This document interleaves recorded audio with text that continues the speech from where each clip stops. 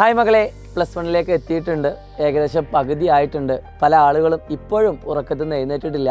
കാരണം 10ാം ക്ലാസ് പോലെ, +2കാരെ പോലെ, 9ാം ക്ലാസ് പോലെയുള്ള കുട്ടികൾക്കൊക്കെ നടത്തിയ പോലെ ഒരു എക്സാം നമുക്ക് ഇതുവരെ ഗവൺമെൻറ് നടത്തിയിട്ടില്ല.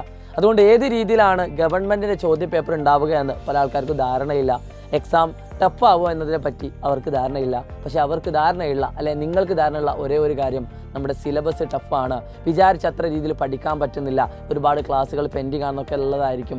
സോ പ്രിയപ്പെട്ട മക്കളെ, എനിക്ക് ആദ്യം തന്നെ പറയാനുള്ളത്, ഇന്ന് ഈ നിമിഷം മുതൽ നിങ്ങൾ പഠിക്കാൻ തയ്യാറാണെങ്കിൽ പോലും നിങ്ങൾക്ക് നല്ലൊരു മാർക്കിലേക്ക് +1 എത്തിച്ചേരാൻ പറ്റും. 10ാം ക്ലാസ്സിനേക്കാൾ മിടുക്കരായിട്ടുള്ള രീതിയിൽ നിങ്ങൾക്ക് നിങ്ങളെ വാർത്തെടുക്കാൻ പറ്റും. 10ാം ക്ലാസ് വരെ കണ്ട സിലബസുമായിട്ട് ബന്ധങ്ങൾ വളരെ കുറവുള്ള സിലബസാണ് +1 നിങ്ങൾ കാണുന്നത്. അതിനേക്കാൾ ഒരുപാട് മുന്നിലാണ് നമ്മുടെ ഇതിൻ്റെ സ്റ്റാൻഡേർഡ് എന്ന് പറയുന്നത്. സോ അതിനനുസരിച്ചുള്ള എഫേർട്ട് നമ്മൾ എക്സ്ട്രാ എടുത്താൽ മാത്രമേ നല്ല മാർക്കോടുകൂടി നമുക്ക് മുന്നോട്ടെത്താൻ പറ്റുള്ളൂ. നിങ്ങൾ +2ന് ശേഷം ഏതൊരു മേഖലയിലേക്ക് പോവുകയാണെങ്കിലും, എൻട്രൻസ് അല്ലാത്ത മറ്റേത് കാര്യങ്ങളിലേക്ക് പോവുകയാണെങ്കിലും അവിടെ മാർക്കിന് വളരെയധികം ഇമ്പോർട്ടൻ്റ് ഉണ്ട്. 90%-ലധികം മാർക്ക് ഉണ്ടെങ്കിൽ മാത്രമേ നിങ്ങൾക്ക് മെറിറ്റ് സീറ്റിൽ അഡ്മിഷൻ കിട്ടുള്ളൂ. ഇനി എൻട്രൻസിലേക്ക് വരാം. ഇനി മാർക്ക് കുറച്ച് കുറവാണ്, ഒരു 70% മാത്രം മാർക്കുള്ള ഒരു കുട്ടിയാണെന്നിരിക്കട്ടെ, അവർക്ക് എൻട്രൻസ് കിട്ടാനുള്ള സാധ്യതയുണ്ട്.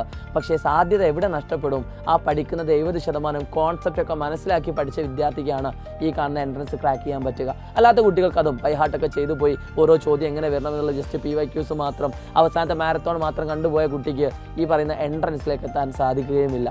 അപ്പോൾ ഞാൻ ചുരുക്കി പറയുന്നത്, നിങ്ങൾ പഠിക്കുന്ന സമയത്ത് മാക്സിമം കോൺസെപ്റ്റുകളൊക്കെ മനസ്സിലാക്കി ഏറ്റവും അടിപൊളിയുള്ള രീതിയിൽ പഠിക്കാൻ ശ്രമിക്കുക. ഞാനൊക്കെ പഠിക്കുന്ന സമയത്ത് എങ്ങനെ പഠിക്കണം, എന്ത് പഠിക്കണം, എപ്പോൾ പഠിക്കണം എന്നൊരു ഐഡിയ ഇല്ലാത്തൊരു കുട്ടിയായിരുന്നു +1.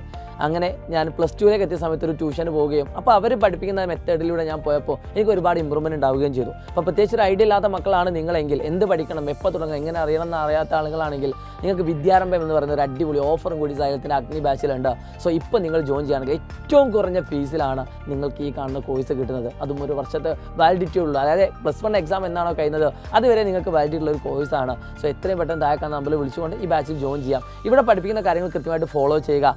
ഏതെങ്കിലും വീഡിയോസുകൾ ബാക്കപ്പ് വരികയാണെങ്കിൽ നിങ്ങൾ രാവിലത്തെ സമയം കണ്ടെത്തിക്കൊണ്ട്, ഇനി അല്ലെങ്കിൽ ശനി ഞായർ ദിവസങ്ങളിൽ ഏതെങ്കിലും ദിവസങ്ങൾ കണ്ടെത്തിക്കൊണ്ട്, ഇനി അല്ലെങ്കിൽ ഏതെങ്കിലും ഹോളിഡേയ്സിലെ ദിവസങ്ങൾ കണ്ടെത്തിക്കൊണ്ട് പകൽ സമയങ്ങളിൽ നിങ്ങൾ പഠിക്കാൻ തയ്യാറാകുകയാണെങ്കിൽ ഉറപ്പായിട്ടും എല്ലാ ചാപ്റ്റേഴ്സും ഇപ്പോഴും നിങ്ങൾ വിചാരിച്ചാൽ കവർ ചെയ്യാൻ പറ്റും. അതിൻ്റെ റിവിഷൻ നിങ്ങൾക്ക് പറയാൻ പറ്റും. ഇൻസ്റ്റാലാണ് mind map, PYQs, record videos, question discussion, അങ്ങനെ എത്രയോ പ്രത്യേകതയാണ് നമ്മുടെ ഈ കാണുന്ന ബാച്ചിൽ കടന്നു പോകുന്നത്. സോ എത്രയും പെട്ടെന്ന് താഴെ കാണുന്ന നമ്മൾ വിളിച്ചുകൊണ്ട് ഈ വിദ്യാരംഭ ഓഫർ അവസാനിക്കുന്നതിന് മുമ്പായിട്ട് ജോയിൻ ചെയ്യുക. It's me Shahid Ramzan, learning.